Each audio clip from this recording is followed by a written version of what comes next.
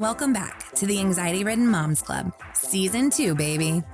We're still anxious, still thriving-ish, and this season, we're diving deep into one of the most complicated, beautiful, and straight-up messy parts of motherhood. Relationships. The ones that lift us up, the ones that drain us, and the ones that change when motherhood hits like a wrecking ball.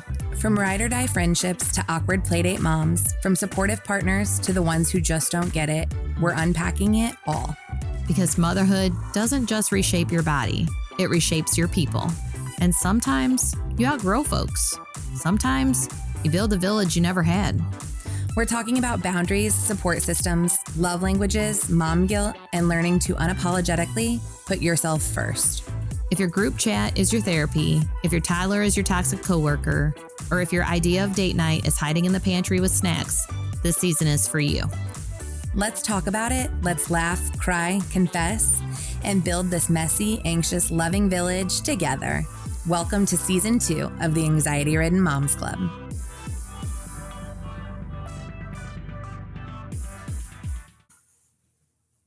Welcome back to the Anxiety Ridden Moms Club, where we talk about all of the messy, beautiful, anxious parts of motherhood and life, and how we're learning to find the calm in the chaos. Today's episode is all about control. That sneaky little thing anxiety thrives on.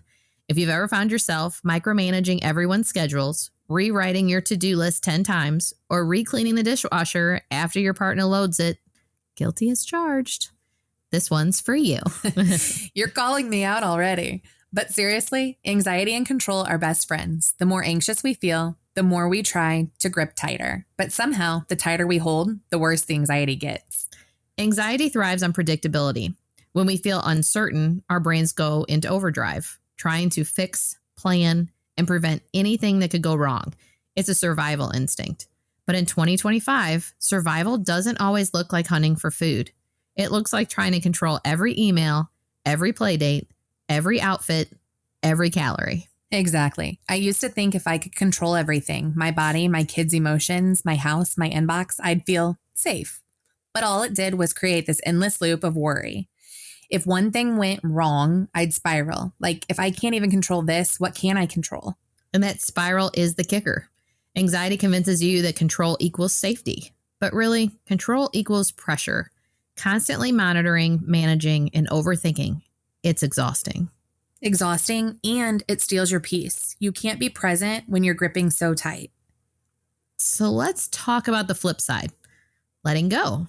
Because letting go sounds beautiful in theory.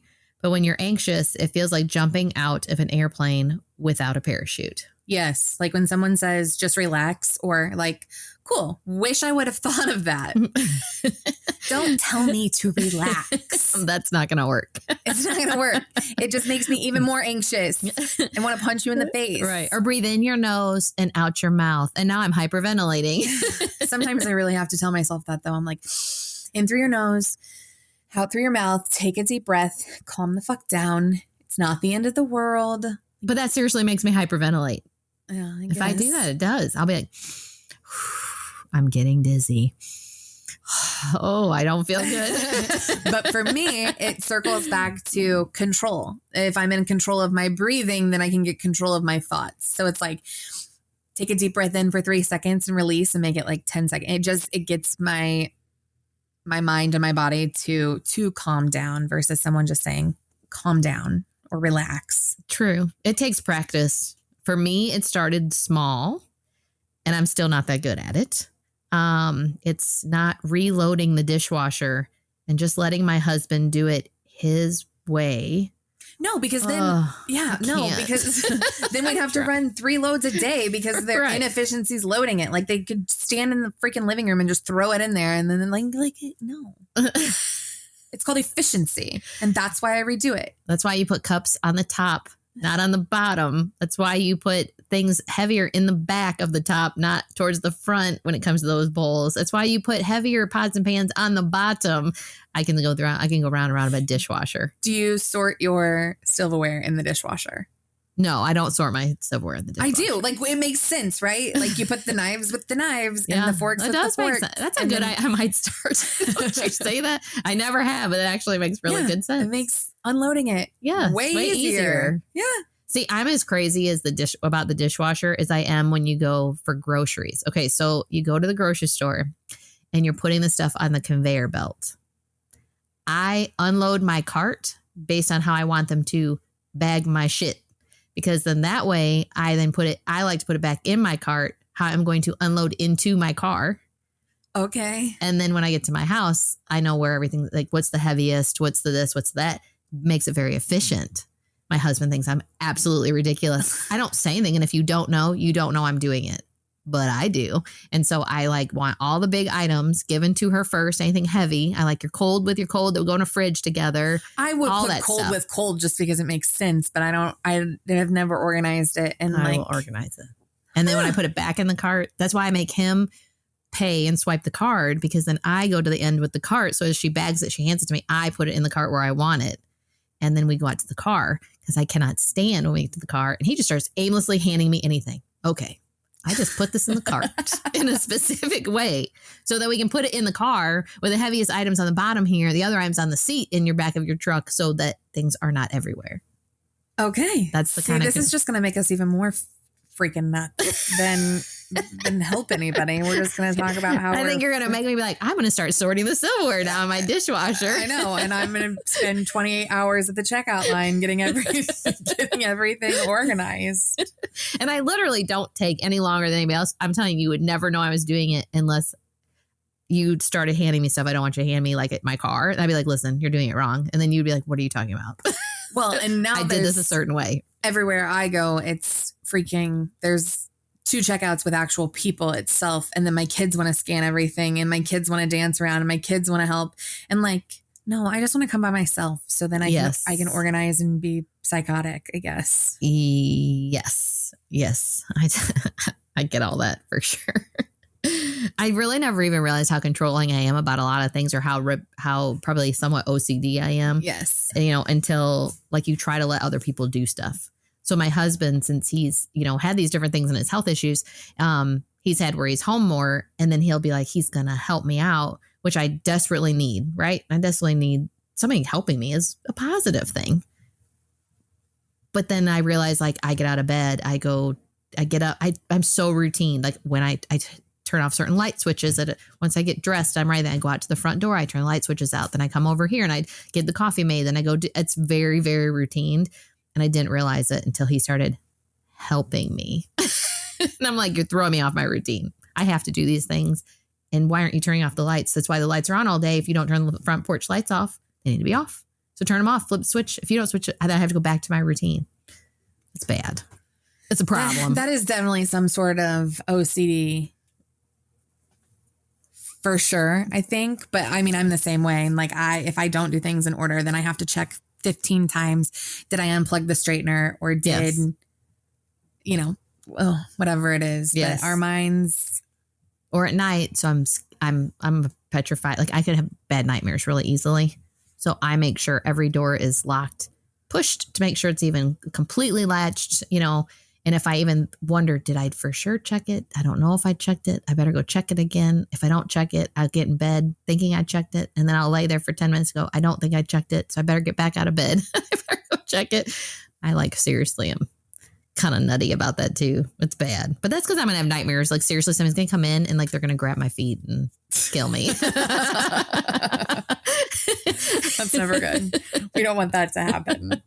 That would be so sad. That's why, it's a beautiful time in October and I love so many different things. But, don't ask me to watch a scary movie with you. I'm not interested, or go to a haunted house. Like, no, thank you. I will never sleep again.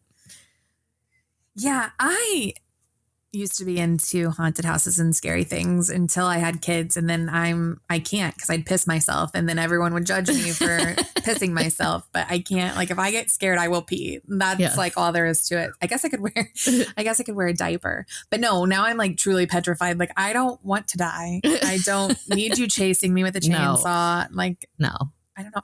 I think having kids did that for me. Like, I almost knew no fear, and now I'm afraid of everything. Yes. Oh yeah. For sure. It definitely intense. I was always kind of skittish about things anyways. And I was never one to want to watch scary movies really, but definitely having kids made it even worse, especially if somebody breaking in my house. it just made it worse. I got more nervous and more like, I need to do this. I need to do that. My dad put the long, extra long screws into the doors, jams that way that it's more secure if they try to get if it was me, I would be like putting bars on my windows. See, and I'm less afraid of that and more afraid of like my dad is the assistant fire chief and like my house catching on fire. And that's why I think I do like the crazy stuff about the hair straightener or the kids leaving things on. Do you unplug then like your small appliances? I don't, but like I have a serious fear of my kids who have their chargers like by their bed, and like that is a known thing to start fires. Oh yeah, my daughter, I tell her it all the time. So why don't you do a good little lesson? Because then when my daughter listens, maybe she'll listen to somebody else, because she literally has the charger plugged in next to her bed, and then the charger lays on top of her bed with her phone plugged in. Yeah, no, I mean, and your bedding and your mattress will be the first thing that like engulfs in flames. Like, and you're in it. My cousin had a fire. Luckily, it was in her garage, but it was from charging something. It was a charger plugged into something that exploded. And then when that happens, and it happens on your mattress, and like, have you ever picked up your phone and it's been hot? Yeah. Or a computer, laptops. Hello. Wyatt had a laptop, and a laptop that caught on fire. Well, Tommy would sleep with it on his chest. A laptop plugged in on his chest. Sleeping away. Which maybe, like, so hello. The laptop has fans in it. And so Wyatt would put it on his bed, and then it cannot circulate air. Right. Therefore, he was playing with it one day, and like the keypad, like with your fingers, whatever, turned orange. Like you could see it, and the whole thing like melted and caught fire. The next thing about fires is, and Nora she hates it. She hates sleeping with her door closed, but like sleep with your door closed, because it gives you at least a chance of that room being blocked if something happens in your kitchen, whatever the case may be. And yeah, you're supposed to sleep with your doors closed too. So I am like narcotic about some of that, Oh, that's interesting. Yeah. Now see, I'm glad like the furnaces and stuff have become more advanced, so then they detect carbon monoxide and they're supposed to then stop, but the older ones don't. And when I was young, we had carbon monoxide poisoning in our house. Oh, Did I tell you this before? Huh. Yeah, I could have died. So, oh, okay. So realistically, the reason I am here today is because we had some neighbors or friends down the street or something. They had just had some carbon monoxide poisoning going on in their house, and the dad had, her husband, whatever, man of the house, he woke up and had massive headaches. And that is what all of a sudden made them realize there's something going on.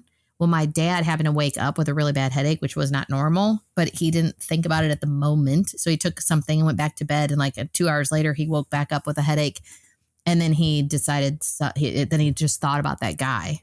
And so he came in the room, and I was already starting to turn blue. Holy crap. So if he would have gone back to bed, you guys wouldn't be so lucky to hear my wonderful voice every day.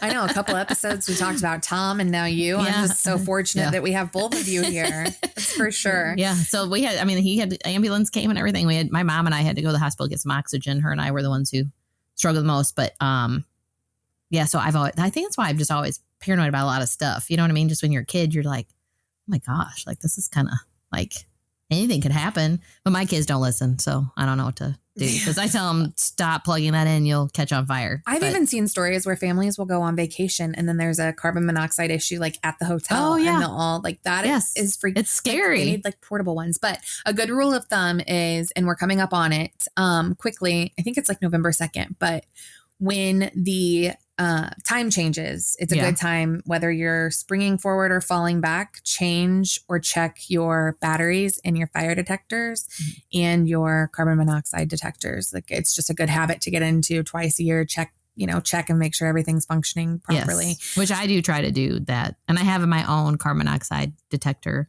in my house, but I do know my furnaces are supposed to if it happened, it's supposed to shut them off or whatever. But I still have one plugged in my house. Yeah. It's just, and like I said, I think it's just, being around it my whole life. And, a couple weeks ago, there were a bunch of fire trucks and things on the yard. It hadn't rained in a long time and everything is super, super dry. And somebody decided to burn brush and, things catch on fire when it's dry. The corn is there and the corn is dry and Wyatt heard it on the scanner. And, shortly after then I saw the blue lights, which, hey, I'm giving PSAs about fires, right? Blue lights. If you are driving and you see a blue light, that is a lot of times volunteer fire department and you need to move over and get out of their way. So in smaller towns that don't have 24-hour fire protection, volunteer firefighters, they have blue lights. So a lot of people did not know that. So I did not know that. Yeah. I got a lot of feedback and just little things like you coming here to a small town, right? Like, you see blue lights, but blue lights equals volunteer fire department. And that means get the hell out of the way. And you might not think it's that big of a deal until it's your house on fire. And seconds can matter or help. But anyway, we started to see some blue lights and Wyatt's like, yeah, I heard there was a fire down the road. And we walk outside and it's like literally a quarter mile up the road and the flames are taller than my house. And I'm like, holy shit, can fire jump the road? Because it's going to happen. My whole house is going to burn down. Like, here we are. Yeah. Also, check and make sure your insurance is up to date. I had gotten a letter in the mail that's like, we're going to cancel your policy. You haven't paid. I'm like, that would be the time my house catches on fire is when I don't have. Right. Yes. My house insurance. Yes. Oh, yeah. Exactly. That's exactly when something's going to happen. It's just all of the things that we are responsible for as adults taking care of is a lot. It is a lot. So no wonder we're crazy. And controlling. Because we have to be.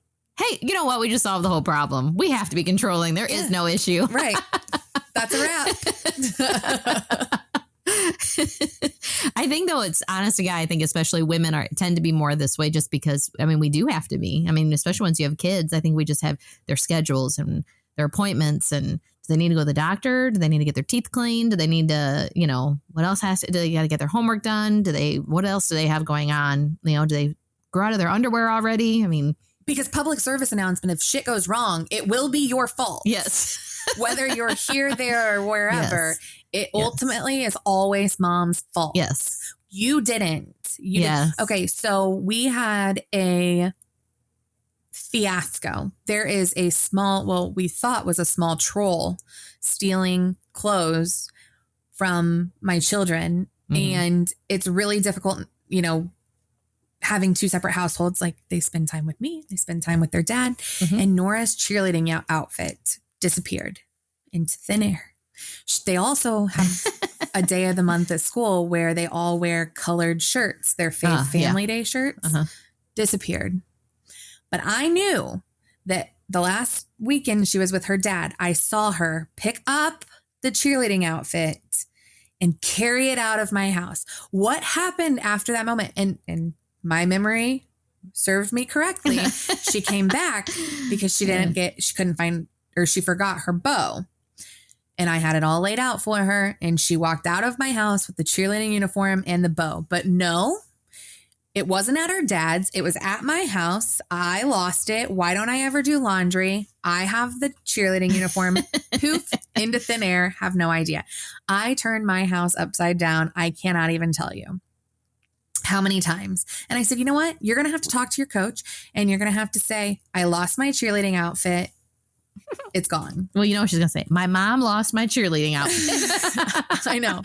So she tells her coach and her coach says, keep looking for it. And I'm like, Coach, I fucking looked for it. I've looked high, low, and everywhere. I've torn my house apart so much so that my mother helped me get caught up on my laundry because yes, it was a little out of control, but I went through all of it and I knew that I saw her carry that cheerleading outfit out of my house. Guess what? It's 2 weeks later, she comes in. Oh my God. You're never going to guess where we found my cheerleading outfit. Where? Dad's glove box. Oh my God. Why? And she goes, well, I remember that I carried it out of your house. No fucking shit. I told you both numerous times that you carried that cheerleading costume or outfit uniform out of my house. well, then we went to the store and Dad didn't want it to fall out of the truck. So I opened the glove box and put it in there. I forgot. Really? Because I thought I was going freaking nuts trying to find. So we have to be in control. That's the moral of the story. Because if we're not, and even though I knew that she carried that uniform out of the house, I still second guessed myself because I'm like, I don't freaking know. Maybe it is here. Maybe she carried it back in. Maybe. Right. No, I was right. But I still questioned myself and still had doubt and still tore my house apart numerous times. My house, my mom everyone looked for it. She forgot. She put it in the glove box. I'm like, well, was your Faith family shirt in there too? Because that's still missing. It was not. So we're still in search of a deep purple shirt with a cross on it. Oh my if anyone Lord. encounters one anywhere, it's ours. Yeah. But we have to be in control. We do. We do. We just have to figure out ways to be less anxiety ridden from being in control. So how do we do that? Well, we're supposed to delegate to other people some of these things so we don't have to be in control of everything. But that can't work because I can't do that. I know. I'm terrible. I'm terrible at delegating. I'm not really probably the best person to ask, like, how do I stop being in control? Because as far as I'm concerned, the best thing you can do is be in control of everything.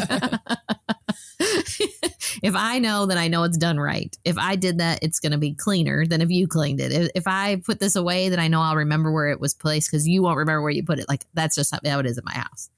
My husband, the other day, cannot find our scissors. The kitchen scissors that goes like in the butcher block one. You know what I mean? Those are the ones we always use like to cut meat and stuff like that with. They're gone. Poof. And he said, troll. Right. My troll. And he says, I can't find the scissors. And I said, well, they were in the dishwasher the last time that I had seen them because I had put dishes in there and they went in the dishwasher. And he goes, well, I know, and I know that they belong in this butcher block. And I said, yes, they do. And he goes, well, then where are they? Out of the two people in this house. Again, it's your fault. And you are supposed to find them. And I'm like, out of the two people in this house, I'm not the one that put stuff in the wrong place. That's a for sure. I said, so maybe you should check the other drawers. I don't need to check the other drawers because I know it belongs in this butcher block. I go, but the dishwasher's empty, which means you emptied it and you put them somewhere. You might want to look in a drawer. He still has not looked in drawers for them, and we still don't know where the scissors at. And it's been a week and a half, I think. Well, and I'm now see, these are the things I'm letting go. He can find the scissors. I won't be controlling and go find them. You're still somehow controlling the narrative of this situation. I don't know if you realize it or not, but you're controlling something. It's the narrative of how this all plays out. That at some point, I'm going to go find the scissors and say, golly gee whiz, they were in this drawer. You're going to need them. Yes. You're going to need them and you go find them. Hey, scissors are one thing in my house. I just bought a pack of I think there was 6 in there for $5.99 at Ross because scissors disappear in my house, but it's because Nora likes to be creative or Nora's cutting tags off of her clothes and Nora has a problem of putting shit back. Oh, everyone in my house has a problem of putting shit back. Yeah, that's the same. Same. And then when I go to look for my stuff, where's my stuff at? And none of them know where they put it either. So it's not like they even said they found a new home. I even said, if you found a new home and told me where the new home was at so I could go find them, fair, totally fine. But when you just say, I have absolutely no clue, but I'm the one who put them away, that drives me nuts. Like, if you put them away, then where would you put them? Well, I don't know. Well, think about where you might have put them. Well, I don't know. Okay, well, maybe you should put a little thought into that. Sit quietly and just rack your brain and help me find my stuff that you misplaced. Drives me crazy. I know. But control is something that we all should work on to be better and find probably strategies. I'm sure there's a book out there we should be reading or listening to. I probably have it on the shelf above our heads. But for me, it's learning to trust that things can still turn out okay. And I think I learned this managing 160 people at one time is that I was going to go crazy if I didn't learn to delegate. And it might not be done exactly how we would want it done or we would have done it ourselves. But did someone die? Is it okay? And a lot of times that answer is still yes. It's fine. Everything turned out okay. Did we get to A to Z the same way that we would have if I would have done it myself? Probably not, but no one died and like we're okay. So Yes. I also learned like part of my feedback and you know, from a professional standpoint, but I've also used it in my personal life is even if it didn't happen exactly like you would have done it, you can, you know, you don't have to beat somebody up over it, but you can say something like, hey, it all worked out. Next time, or what I would have done is X, Y, and Z, but hey, it all worked out. And I feel like people are more receptive to that than like, you just did it wrong. Well, if it all worked out, you shouldn't say you did it wrong. I just like to suggest, like when they load the dishwasher, like, hey, you know what I do? I separate the silverware because it makes unloading it. And they're like, oh yeah, that's a really great idea. And then the next time everything's mixed matched and it pisses me off again. But you know, whatever. Okay, but see, if you told me that, I'd be like, bitch, I already load the dishwasher the right way, so get away from me. See, you know, we're all control freaks. Now, I will say, like, so my daughter-in-law is like the most carefree, goes with the flow.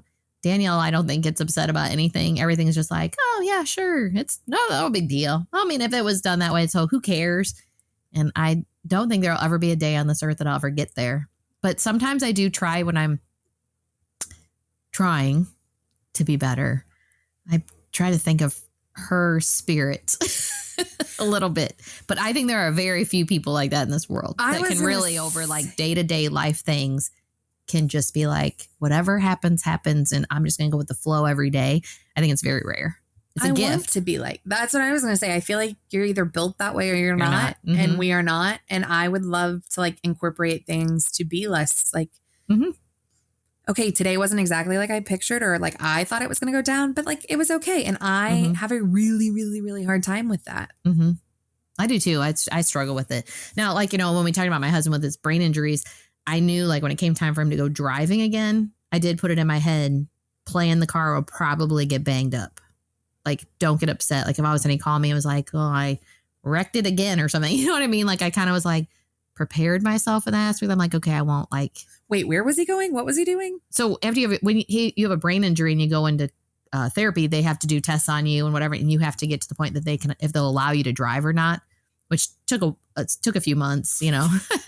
So you had to prepare yourself. I had to prepare myself for like, so I guess if, you know, you just dang it up or something or scratch it a little, like it's going to be all right. It'll be all right. It's just money that I'll just have to fix it later. Right. So don't worry about it. Those are the things I will say, at least when I have something where I could say, it's not his fault. He's going through these things. I want him to feel confident that he's driving. It does help a little bit for me to lose control, you know, not have so much control, or I can relax some and say, just go with the flow. But that is the only time in my life I can go with the flow. Because otherwise I'd be like, if you did not have a brain injury, sir, we would have a problem. Yeah. You know, if you're in he banged on something with our garage door. And the garage door was like half up and down. You know what I mean? Like, I'm like, oh, no big deal. You know what I mean? That's probably the only time in life I think I've ever experienced the whole, whatever, no problem. Otherwise, that is not you're just me. Grateful. But it's not. Yes. And that helps. Because otherwise, every other day of my life, I'm like, you're doing it wrong and stop doing it that way. Oh, wait, he describes me when I work. So my desk sits in a kind of a corner of the family room. So I can lean over to the left, kind of look around the corner and see what he's doing in the kitchen. And so his story every day is that's all I do. I constantly stare at him to tell him what he's doing wrong. That's not where you put that. That's not. And I'm like, that's not really true. You ask me where to put it all the time. It's not that I'm really, truly hounding him. But I mean, if I'm talking to him, yes, I do. I will see if he picks something up and he's headed the wrong direction. That's funny. Why is it that we're the only people in the house that like can find things too? Like, so somebody will be like, hey, do we have any whatever? And I'll be like, yeah, in the refrigerator. Can't find it. Yep. Did you open your gosh damn eyes and look for it? Oh, have you seen, there's a guy, I haven't seen him pop on my TikTok now in quite a while. I wish I knew his name because it's been a long time now. And he did where it was like a call center that a man could call in and say, okay, dude, I'm staying from the refrigerator and I seriously can't find the ketchup. And then he's like, okay, all right, no problem. Go ahead and get on FaceTime. We're going to take a look with you. And then like several other men are like on there watching and they're scanning the refrigerator, trying to find it together. There it is, dude. There, that's a business idea. Isn't that awesome? We found it. Yeah. Oh, yeah. It was hilarious because they do would be all these different things, but it's the truth. I mean, all the time you'd be like, okay, I'm looking in the pantry. Okay, look to the right. That's not your right. You're right. The other right. And then can you look down? Second shelf. Can't That's not find the it. second shelf. Okay. You're like, dear God, I'll just get up and get it for you. And I'm sure there are situations out there where it's the man that's controlling and maybe the wife can't. I think that roles can be reversed. They can. They can. They can. It's not as common, but they can. Yeah. It's not near as common. That's why that guy had a TikTok thing showing that you could literally have a business helping men all day long find That's shit in their true. kitchen. How do you feel about surprises? Like what? Someone surprising you, throwing you a surprise party, or surprising you with a vacation, or surprising you with just surprises in general. I don't know. I'm not a party. I'm not a party person. Put the limelight on me party person. So like if you did a surprise, like my husband was very sweet and he did a surprise party for me after 8 hours heart attacks. And it was very sweet because I think he just wanted to do something for me, but it's not my thing I don't like that much. Like, let's stare at Gina because this is Gina's birthday or Gina. So it's not my thing. If you probably told me you were going to go on and take me on a trip, I mean, I'd be excited. I mean, who the hell wants to go on a trip? But then I would start thinking about, well, when and can I really even do that? And then do I have everything I even need? I mean, like seriously, it would start to stress me out. So you don't like surprises? No, I don't like it. I mean, you something. No, I don't like it. Now you want to surprise with some freaking flowers and chocolate or some shit. If you want to give me the money and say, let's plan a vacation. Yes, I'm all for it. Now, Same. I would like to do surprises. Like I've done a lot of surprises for Tom through the years, but you don't need to do them back for me. Just that I'm good. That's a point of contention in my relationship because he's like, well, I do try to surprise you, but it's never good enough, or it's not what you wanted, or Yes. you come up with 19 reasons. And I'm like, damn, I really am Yeah. hard to love. Never satisfied. I think, you bringing this up, no. I have to be in control of a lot of stuff. But it's also, I think, on one hand, I think that can give people anxiety. And for me, it's how I control my anxiety. Yes. You know what I mean? So like I have all these questions in my head. So unless you've answered them all and you know me well enough to say, I'm taking you on a trip, but don't worry. And you've written out the list of all the things that I probably would ask you about, then we would be okay. I've already got your bags packed. I bought you some new jeans because I know you hate shopping. I've got you. Sunscreen is packed. You know what I mean? Like if you've got it all hooked up for me, I might double check your shit, but we would be good. Then I'd be like, sweet, let's go. Did you call my boss? Tell her I'm leaving? I would love that. Now, if somebody wants to do that for me any day, call her up and tell her I'm busy and need a couple days off. That'd be great. Yeah. But you better have a list of shit of all the questions I would have for you already answered. And no one's going to do that. No one's going to take the initiative like that. I can tell you. But if you love me, shouldn't you do that? Yes. I know. We got to learn to let go. If I was to give advice to other people, I'd tell them not to be controlling like me. But, do as I say, not as I do. Isn't that what it is? Yeah. Do as I tell you. Don't be controlling. Let things go. Go with the flow. Life will be great. Think of every day as a new fun adventure. I had a fairy therapist tales one time and glory. A therapist one time say, you don't listen to your therapist, so do you even know if what you're saying is right? Okay. Yes, okay. This and I did listen, and I try. I'm not always successful, but I try. Like, will this matter in 5 minutes? In tomorrow? Like, will it matter? I think a lot of times I get so up in my feelings or whatever on shit that doesn't matter. Yes. And that's what I want to work on is like not getting so like, okay. I think that's probably the best advice you could give though to anybody is to think about, is this really that important? Is it or is it not before you open your mouth and act like a controlling crazy bitch? If this person was out of your life tomorrow and you never got another chance to talk, would them putting the scissors Yes. in the wrong drawer, would it But matter? I can tell you from a woman who almost lost her husband, yes, I still want my scissors where they belong. Fair. But it is true that you definitely you gotta learn. Don't sweat the small stuff. Don't sweat the small stuff. Don't cry over spilled perfume. You can't put it back in the bottle. Or is it spilled milk? Spilled There's perfume. something about perfume. There's a song. A song. It's an old song about crying over spilled perfume. Oh.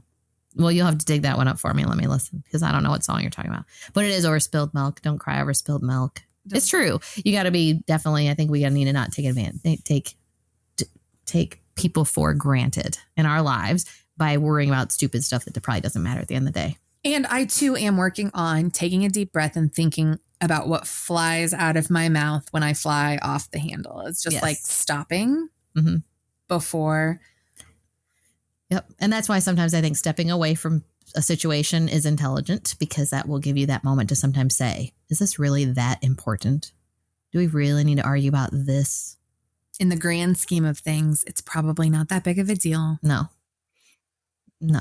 The fork being in the wrong spot in the dishwasher, leave it alone. I know. I was just glancing up because in our recording studio, I have a bookshelf of books, and based on our last couple of episodes and different things, like the one's called "Get Out of Your Head," one's a Midnight Mom devotional. There's a "Didn't See That Coming," "Unfuck Yourself." I think I probably need to. I would read that one. I think that I buy these books with the best of intentions and then I put them on the shelf. But as I'm like looking at this shelf as we're talking about control and some of these things, man, I should probably read some of them because there's probably some good shit in there that we could all. Well, that's what I was just going to say. Why don't you read Unfuck Yourself? And then that way you can tell us about it. Okay, I will. Or You're a Badass. That one's up there. Like, I don't even know where I got half of these. Like, well, somebody was telling you to get these books. Someone somewhere. Yeah. Or that I'll see that it's good and then I buy it and then I never freaking read it. But yeah. I think that I need to read it. Hey, if you're not learning, you're dying. So I need to pick some of these up and take a gander at them. Well, as you said, so if you go up my stairs to upstairs in my house, I have sayings on the walls. And the one I put in the bigger font in the middle is when Casey was in his mode of when he was, I don't know, he was probably around 20, 21, I don't know, something like that. And he would come home all jacked up a lot of times wanting to talk. And one of the stupidest things he ever said, I mean, it's stupid and not, it's all how you want to look at it. It was dumb to me at the moment. It made me laugh. And he said, you know what? If you ain't reading a book a day, you ain't even reading. That is on my wall, and it says, if you ain't reading a book a day, you ain't even reading. Philosopher Casey Owens. And you don't read, and I don't read. You don't read. I will listen sometimes, but I need to, and it is something I'm going to work on though. I literally want to at least. I don't care if I don't read it because I'm better at being able to get other things done and listen to a book, but I at least want to do that. That's something I want to do. Okay, well, I'm going to start. I'm going to pick one. And I'm going to start. And if I like it, I'll give it your way. I'll send it your way. And then we can share, because I think it's a good thing too, to some of these things that I feel like I also want to do, because I think it would help that we can share them with people to let them know like what's good. You know, I don't want a book club, but I would like having like once in a while, like, hey, this book was really, really good. Definitely worth the read. And this is what I got out of it. Especially I like help books, things that help you with something or make you better. But if you do take one thing away from today, let it be this: anxiety lies. It tells you that control equals safety, but peace actually lives in flexibility. The next time your brain says you have to fix this, let's try saying, maybe I don't. You might be surprised how much calmer you feel when you stop fighting for control and start trusting yourself and those people around you. And if all else fails, remember, your chaos is welcome here. Always. You're not alone in the anxious mom trenches. We're right here with you. And don't forget, the Anxiety Ridden Moms Club, Moms Supporting Moms. We're available on Apple, Spotify, and please follow us at the ARMC on Facebook, TikTok, X, or Threads. Have a good one. If no one's told you lately, let me be the one to say it. You're not failing, you're growing. You're not broken, you're becoming, and you're doing better than you think. Thanks for being here today. If this episode resonated with you, I'd love if you'd subscribe, leave a review, or share it with another mom who might need to hear this. You can also connect with us on Facebook or TikTok at the ARMC. We'd love to hear your story. Until next time, give yourself grace, breathe deep, and remember, peace is possible.